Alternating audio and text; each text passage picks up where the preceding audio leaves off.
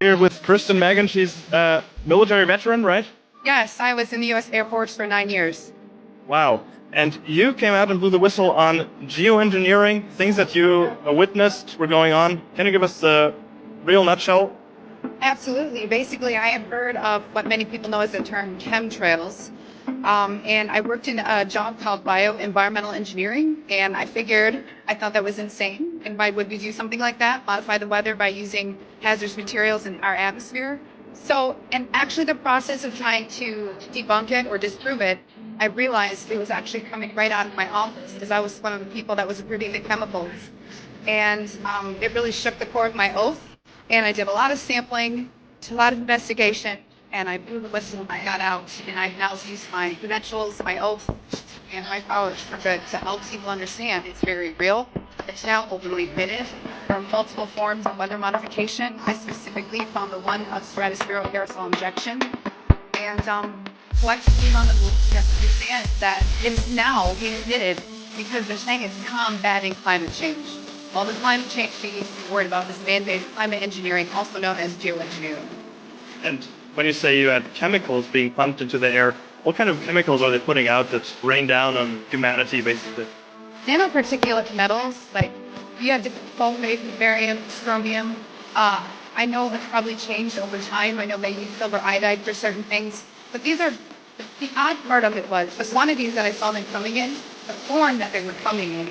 And it's the same type of materials that I was trying to engineer out of the workplace, substitute safer materials. And we noticed that what's called a safety data sheet, the information about a chemical, what protects what it's where, how do you dispose of it, how do you package and ship it.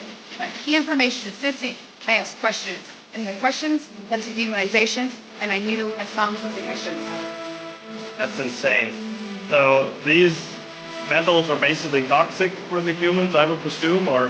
It also has aluminum, and a lot of people will tell you, well, these things are horrible in small quantities. It's not small quantities, because when you're putting things above us, the distribution rates are dependent on weather and climates. But it's getting into the food, it's getting into the soil, and around the world, wastewater treatment plants, with the pharmaceuticals, these toxins, what they're called, they are not able to filter them out. So if you're growing organic food, we're going to go back to the plexiglass barriers on our plants. I mean, it's horrible. That's why you can ban it anywhere. We've had the United States ban it. That is racing while rolling. But people really need to wake up to it, irrespective of any political party. It's not okay. And you're seeing a huge increase in neurodegenerative issues like Alzheimer's. It's really difficult for people with respiratory issues and asthma. And people are wondering why they have allergies 24/7, 365. And I like what you said about that climate change or the change we have experienced in weather.